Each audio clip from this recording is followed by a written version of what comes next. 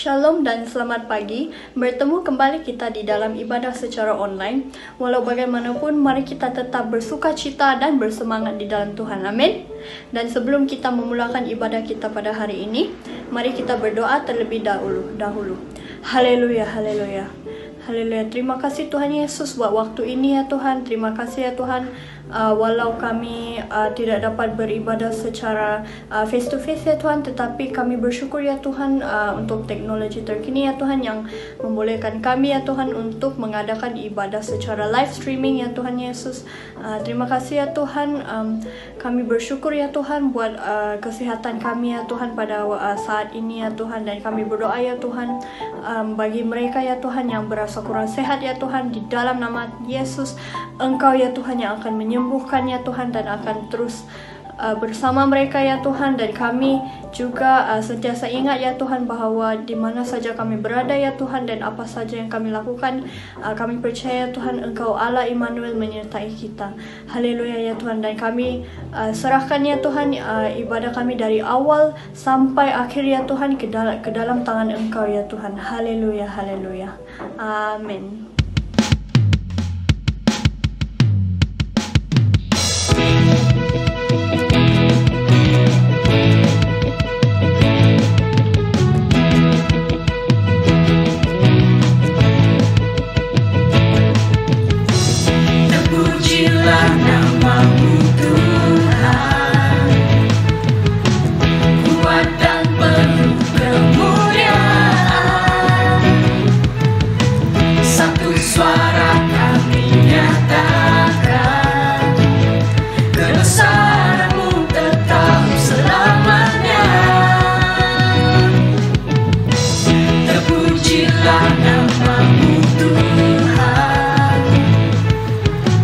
Ajaib dan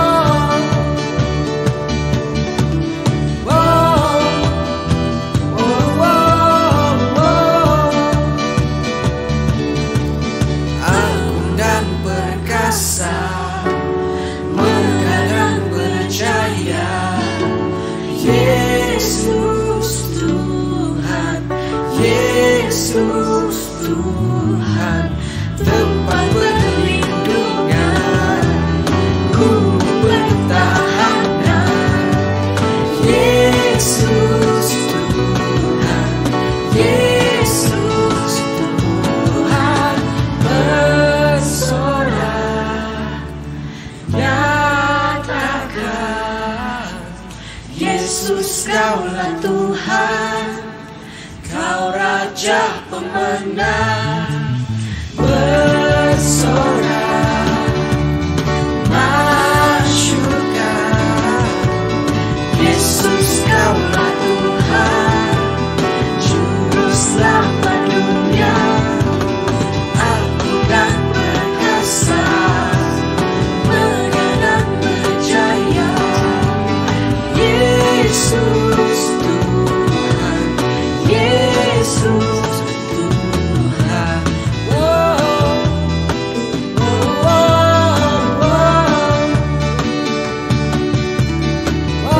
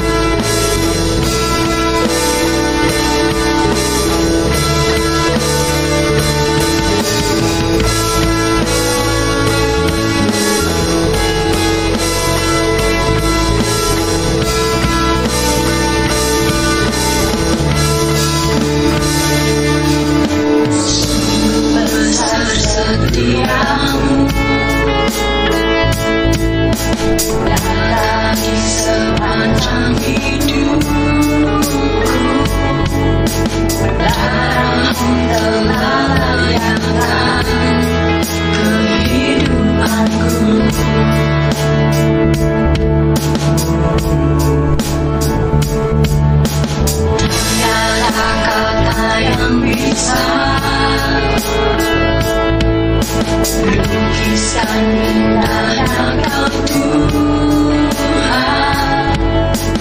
bagimu segala pujian dan kemuliaan. Ku tinggikan Engkau Tuhan, melebihi segalanya, lebih dalam.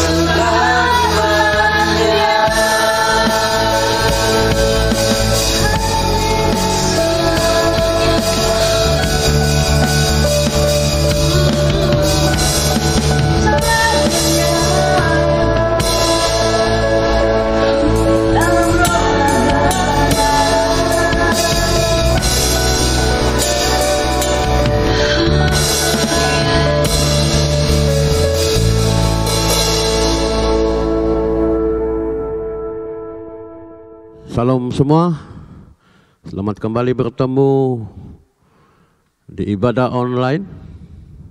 Ya, apa kabar Anda semua? Kami di sini baik-baik karena pemeliharaan Tuhan sungguh nyata bagi kita. Amin. Kali ini kita kembali ke ibadah online karena COVID-19 sudah melanda ataupun sudah melawat gereja kita, sehingga ada beberapa hamba Tuhan ataupun di antara kita yang sudah positif dengan COVID-19 ini. Tapi tidak mengapa, dimanapun kita berada, saya percaya Tuhan tetap dengan caranya yang ajaib, sehingga kita dapat bertemu kembali di dalam online. Dan firman Tuhan pada kita pada pagi ini disampaikan dan dinyatakan, dan ini dilakukan bukan lagi di gereja, tetapi saya membuat rekaman di rumah saya sendiri. Dan sewaktu saya membuat rekaman untuk khotbah kita pada pagi ini, saya sendiri pun sedang menunggu keputusan swab test saya untuk COVID-19. Tapi apapun saya serahkan kepada Tuhan, dan kata Tuhan 1 Tesalonika 5:18 tetap bersukacita. Amin. Haleluya. Haleluya. Nah, firman Tuhan untuk kita pada pagi hari ini ya berkaitan tentang, karena selagi kita berada dalam dunia ini ada sesuatu yang terakhir, ya. Dan memang benar pengkhotbah katakan segala sesuatu dalam dunia ini ada waktunya. Jadi ada waktu permulaan dan sudah tentu ada waktu yang terakhir untuk kita, untuk dunia ini, ataupun untuk sesiapa sahaja. Karena beginilah keadaan realitinya di dalam dunia ini. Namun sebelum itu mari saya ajak kita semua berdoa. Kita serahkan kepada Tuhan dalam apa sahaja keadaan kita saat ini, di mana sahaja kita berada saat ini, kita percaya Roh Kudus melawat kita. Amin. Haleluya. Mari kita berdoa. Bapa, kami bersyukur pagi ini. Kami bersyukur dan kami bersyukur Tuhan atas apa yang kami lewati, atas apa yang kami hadapi, atas apa yang sedang kami nikmati ini. Tuhan, Engkau mengajar kami supaya kami bersyukur. Oh haleluya, Engkau menghendaki kami untuk bersyukur. Karena apabila kami bersyukur, kata-Mu Tuhan, itu dapat menarik kuasa Allah. Itulah yang disaksikan oleh Ayub. Maka pada saat hari ini kami bersyukur Tuhan. Karena kami bersyukur dapat mampu menarik kuasa Allah melawat kami saat ini. Terima kasih Tuhan. Ini firman-Mu pada saat hari ini saya sampaikan. Namun sebelum itu saya merendahkan diri di hadapan-Mu Tuhan. Karena tanpa kekuatan-Mu, tanpa perlindungan dan penyertaan-Mu, siapalah hamba-Mu ini Tuhan. Maka dengan ini Tuhan, saya menyerahkan dari permulaan, pertengahan dan sampai akhirnya firman-Mu ini disampaikan. Kira nama-Mu ditinggikan dan hamba-Mu ini semakin sedikit, semakin direndahkan Tuhan. Biarlah hanya Engkau dimuliakan. Dalam nama Tuhan Yesus. Amin. Amin. Haleluya. Pembacaan firman Tuhan kita untuk pagi ini yang terdapat dalam 1 Korintus pasal 15. Kita tahu bahwa dalam pasal 15 ini Paulus begitu panjang sekali untuk menulisnya, ya, berkaitan tentang kebangkitan. Ada banyak kebangkitan yang ditulis oleh Rasul Paulus di dalam bab ini, yaitu kebangkitan Kristus, kebangkitan tubuh. Haleluya. Maka dalam 1 Korintus pasal 15 ayat 8, kita akan baca dalam 1 Korintus pasal 15 ayat 8, ayat 26, ayat 45, dan ayat yang ke-52. 1 Korintus pasal 15 ayat 8. Demikian bunyi firman Tuhan. Dan yang paling akhir dari semuanya, ia menampakkan diri juga kepadaku, sama seperti kepada anak yang lahir sebelum waktunya. Pembacaan yang kedua, 1 Korintus pasal 15 ayat 26. Musuh yang terakhir yang dibinasakan ialah maut. Yang ketiga, pembacaan kita 15 ayat yang ke-45. Seperti ada tertulis, manusia pertama Adam menjadi makhluk yang hidup, tetapi Adam yang akhir menjadi roh yang menghidupkan. Yang keempat, 1 Korintus pasal 15 ayat 52. Dalam sekejap mata pada waktu bunyi nafiri yang terakhir, sebab nafiri akan berbunyi dan orang yang mati akan dibangkitkan dalam keadaan yang tidak dapat binasa, dan kita semua akan diubah. Haleluya. Terima firman Tuhan yang saya sampaikan pada pagi ini ialah ada 4 hal yang paling akhir, ya. Menurut apa yang kita baca di dalam bab 15 ini, tulisan Paulus, ada 4 hal yang paling akhir. Sekali lagi, yang dinyatakan oleh Paulus. Nah, apakah perkara yang terakhir yang ditulis oleh Paulus dalam 1 Korintus 15 ayat 8, yaitu kesaksian yang terakhir, ya, kesaksian yang terakhir. Rasul di mana dalam peristiwa 1 Korintus 15 ayat 8 ini, Rasul Paulus berjumpa dengan Yesus secara pribadi. Sewaktu perjalanannya untuk menganiaya, untuk membunuh, untuk mencari orang-orang Kristen di Damsyik. Nah, jadi sewaktu perjalanan Paulus pergi ke Damsyik, tiba-tiba Yesus menyatakan diri kepada Paulus dalam bentuk sinar yang sangat terang.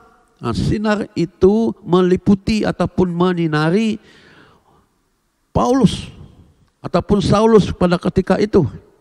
Jadi dengan sinar yang begitu terang membuatkan mata Paulus buta selama 3 hari. Setelah dilayani oleh Ananias, barulah matanya dapat dicelikan kembali. Ini bermakna Paulus mengalami pengalaman secara pribadi dengan Yesus di waktu pertobatannya. Iya. Dan Yesus juga menampakkan diri bagi setiap kita dalam pengalaman pertobatan kita, seperti Paulus. Jadi pada saat pagi hari ini, saudara dan saudariku yang saya kasihi dalam nama Tuhan, marilah kita kembali memikirkan apa motivasi, apa dasar pertobatan kita selama ini. Ya. Adakah seperti Paulus dalam kehidupan pertobatan kita sehingga saat hari ini, adakah kita mengalami secara pribadi layanan ataupun lawatan Roh Kudus? Ataupun dalam hidup kita pernah mengalami ataupun pernah menikmati pelayanan ataupun lawatan daripada Yesus Kristus? Adakah sesuatu yang berubah dalam hidup kita, dalam hidup rohani kita ini? Adakah iman kita sesuai dengan pengakuan dan kepercayaan kita selama ini bahwa kita mengaku bahwa kita ini adalah orang Kristen? Adakah karakter kita serupa, sama dengan pohonnya? Saudara dan saudari yang saya kasihi dalam nama Tuhan, adakah kita menjadi Kristen karena kawan kita orang Kristen? Adakah kita menjadi Kristen karena istri ataupun suami orang Kristen? Adakah kita menjadi Kristen karena ibu dan bapak kita adalah orang Kristen? Haleluya.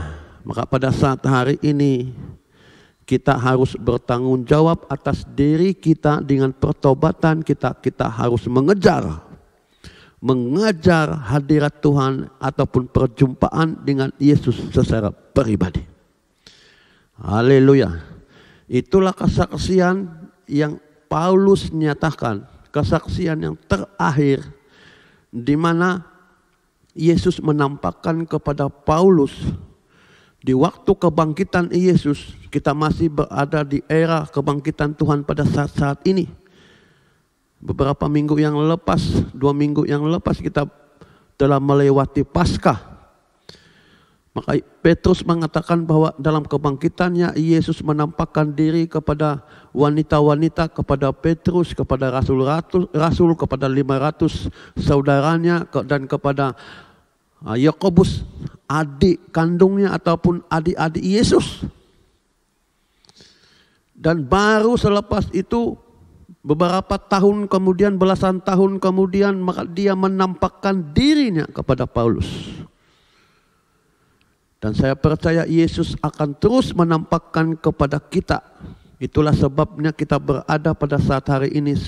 Kita percaya dan kita berharap karena kita mengalami perjumpaan dengan Yesus secara pribadi di dalam pertobatan kita. Haleluya. Yang kedua, dalam 1 Korintus 15 ayat 26, musuh yang terakhir yang kita lalui ialah kematian. Ya, kematian. Dalam Ibrani pasal 9 ayat 27, kematian adalah pasti. Ya, kematian adalah pasti. Tapi dalam 1 Korintus pasal 15 ayat 51, Rasul Paulus berkata, saya memberitahu kamu satu rahasia bahwa tidak semuanya akan meninggal. Ya, tetapi kita semua akan diubah. Tapi itu menurut saya percaya itu menurut anugerah atas kehendak anugerah Tuhan. Tetapi realitinya kita ditentukan untuk mati satu kali. Karena kita berada dalam tubuh ini, kemah tubuh yang fana ini, maka tubuh ini akan melewati kematian yang pertama. Dan itu pasti. Kalau orang yang belum mengenal Tuhan, itu adalah musuh yang paling utama. Tapi bagi kita yang sudah percaya kepada Yesus Kristus, musuh itu sudah dikalahkan. Amin. Ya. Karena Yesus sudah bangkit. 1 Korintus pasal 15, 26, maut telah dipatahkan. Jadi itu bukan satu musuh yang menakutkan bagi kita. Karena Yesus sudah mengalahkan kematian yang pertama. Walaupun itu satu kepastian bagi kita. Jangan takut. Memang kita akan melewatinya. Tetapi jangan takut sebab Tuhan sudah membuktikan. Tuhan sudah bangkit. Tuhan sudah mengalahkan. Maka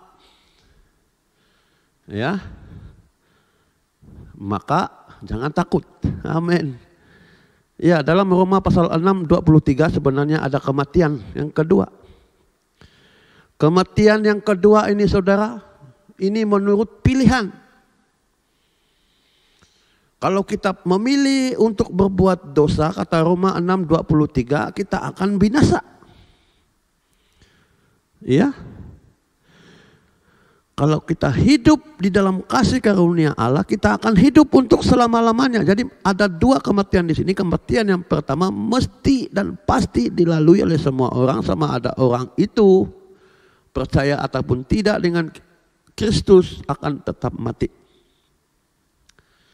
Dan untuk kematian yang kedua, ini adalah pilihan. Maksud pilihan di sini kalau kita percaya kepada Yesus, kita akan hidup. Tapi kalau kita berbuat dosa, kita akan mati. Itu adalah kematian yang kedua. Tapi persoalannya kenapa banyak manusia begitu takut untuk melewati kematian yang pertama. Tetapi tidak takut kepada kematian yang kedua. Banyak orang risau sangat takut tentang kematian yang pertama, tetapi tidak takut dengan kematian yang kedua. Kenapa saudara? Karena manusia tidak berhenti berbuat dosa. Maksudnya mereka tidak takut tentang kematian yang kedua.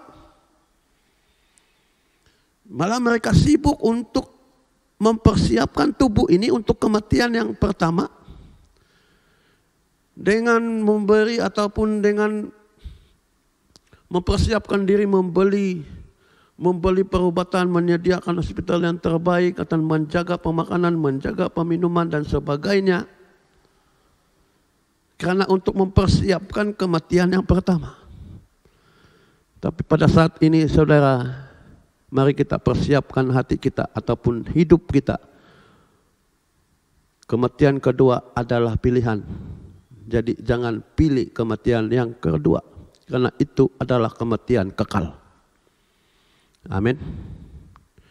Mari kita pilih untuk hidup bersama dengan Yesus Tuhan kita. Amin.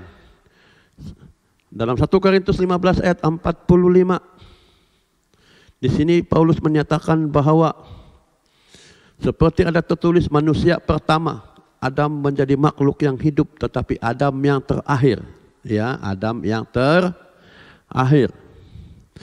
Adam yang pertama ialah manusia pertama yang jatuh di dalam dosa. Adam yang pertama adalah Adam yang manusia pertama yang diciptakan menjadi daripada debu tanah menjadi makhluk yang hidup. Tetapi Adam yang pertama ini jatuh di dalam dosa. Ya, dan kata Paulus akan ada ataupun sudah datang Adam yang terakhir. Siapakah Adam yang terakhir? Itu adalah Yesus Kristus. Adam yang pertama membawa maut karena jatuh di dalam dosa. Tetapi Adam yang kedua ataupun Adam yang terakhir memberi kehidupan, mengalahkan maut, yaitu Yesus Kristus. Ya. Dan Adam yang kedua ini juga yaitu Yesus Kristus memberi dan merupakan roh kehidupan. Dan Adam yang pertama tadi telah menanam benih roh kematian. Jadi pada saat hari ini mari kita mengikuti Adam yang kedua, yaitu Yesus Kristus. Haleluya, haleluya. Karena Yesus Kristus adalah roh yang menghidupkan. Amin. Nah, yang seterusnya, yang keempat, 1 Korintus 15 ayat 52. Dalam sekejap mata pada waktu bunyi nafiri yang terakhir, sebab nafiri akan berbunyi dan orang-orang mati akan dibangkitkan dalam keadaan yang tidak binasa dan kita semua akan diubah. Bunyi sangkakala yang terakhir. Yang pertama tadi kesaksian yang terakhir, yang kedua tadi apa nama tuh? Musuh yang terakhir, yang ketiga Adam yang terakhir, dan yang keempat ialah bunyi sangkakala yang terakhir. Ya, memang macam-macam bunyi nafiri. Ada bunyi nafiri untuk berperang. Sebelum berperang, kalau nafiri dibunyikan maka peperangan akan berlaku. Ya. Dalam Mazmur 98 ayat yang ke-6 ada nafiri, ada panggilan untuk umat manusia datang kepada Tuhan, menyembah Tuhan, bersorak-sorai bagi Tuhan. Itu Mazmur 98 ayat 6. Tetapi yang Rasul tulis di dalam 1 Korintus 15 ayat 52 ini adalah nafiri yang terakhir yang membangkitkan orang mati. Ini apa maksudnya, saudara? Di mana nafiri yang terakhir ini berbunyi hanya satu kali. Ya, bukan berkali-kali. Ya. Kalau di dalam perkataan aslinya itu bermaksud nafiri yang terakhir ini yang ditulis, yang dimaksudkan oleh Paulus ini hanya berbunyi satu kali. Dan menurut 1 Tesalonika pasal 4 16 ayat yang ke-17, nafiri ini adalah milik Allah.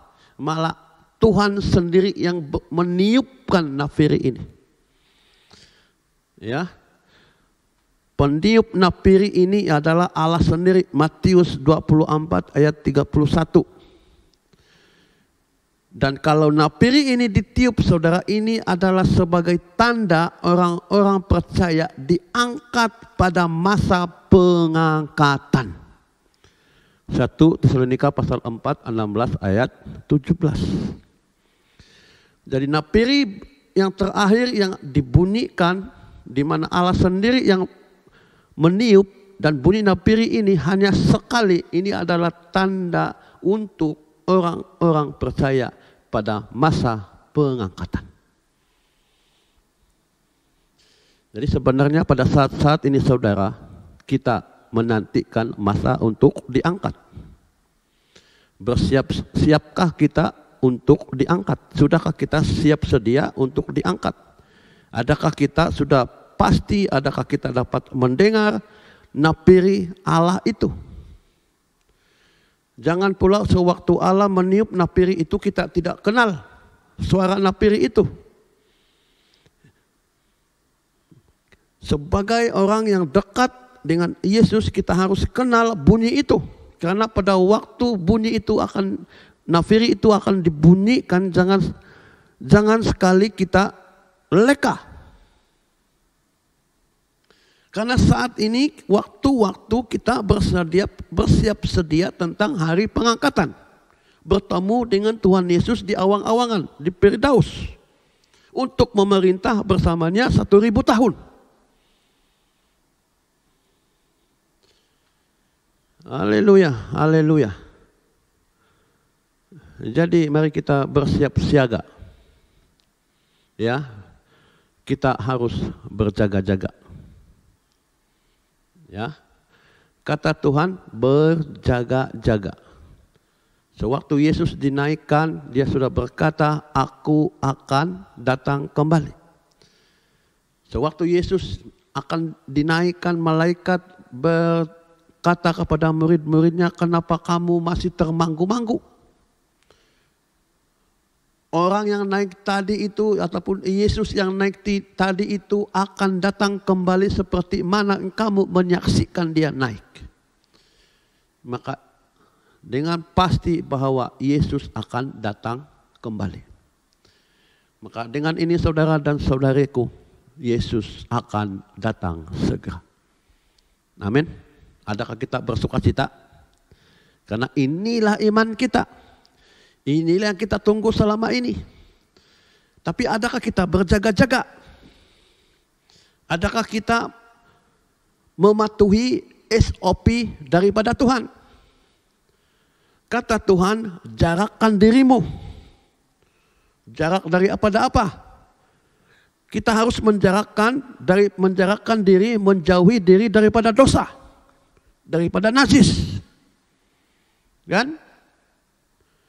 Adakah kita mematuhi SOP daripada Tuhan? Ataupun kita menganggap SOP yang Tuhan telah letakkan itu hanya sebagai sepele, ataupun hanya sebagai seperti yang kita anggap SOP yang kerajaan lakukan sekarang ini, kita memandang remeh. COVID-19 baru berusia 1 tahun 1 bulan, ya. Dan daripada 1 tahun 1 bulan ini kita sudah diberi SOP. Kita harus tutup mulut dan hidung dan kita harus menjarakkan diri. Sama dengan apa yang ditulis di dalam Alkitab. Kita harus menjaga kekudusan, kita harus memisahkan diri daripada kehidupan dosa, kita harus memisahkan diri daripada iblis, kita harus menjauhkan daripada perbuatan-perbuatan yang tidak suci, yang tidak kudus. Kita harus memuliakan Tuhan. Kita harus melihat kepada Tuhan.